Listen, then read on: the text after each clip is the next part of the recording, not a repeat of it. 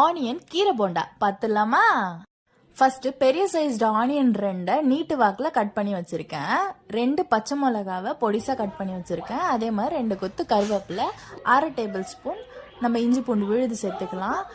Red chilli powder 1 ஸ்பூனும், பெருங்காயம் தேவையான அளவு, சோம்பு 1/2 ஸ்பூனு. இது எல்லாத்தையும் போட்டுட்டதுக்கு அப்புறமா தேவையான அளவுக்கு உப்பையும் நம்ம கட் பண்ணி வச்சிருந்த கீரையும் போட்டுக்கலாம். இது கூடவே கடலை மாவு 2 கப்பு, மைதா மாவு 1 கப்பு, 2 டேபிள் ஸ்பூன் அரிசி மாவு, இது மூணுத்தையும் ஆட் பண்ணி தண்ணி விட்டு தேவையான அளவுக்கு கெட்டியா இருக்கிற மாதிரி நம்ம பிசைஞ்சு வச்சுக்கலாம். இதுல ஆப்பசோடாவும் லைட்டா நான் ஆட் பண்ணியிருக்கேன். சேர்த்து நல்லா மிக்ஸ் பண்ணி வச்சுக்கிட்டு ஒரு தவால எண்ணெய் நல்லா சூடானதுக்கு அப்புறமேட்டு இந்த பால்ஸா பிடிச்சி நம்ம நல்லா ஃப்ரை பண்ணி கோல்டன் ப்ரௌன் வர அளவுக்கு நம்ம வேக வச்சு எடுத்து நம்ம சாப்பிட வேண்டியதுதான். நம்ம வீட்டு குழந்தைங்க கீரை சாப்பிட மாட்டேன்னு அடம் பிடிச்சாங்கன்னா இப்படி ஒரு டிஷ்ஷை பண்ணி கொடுங்க.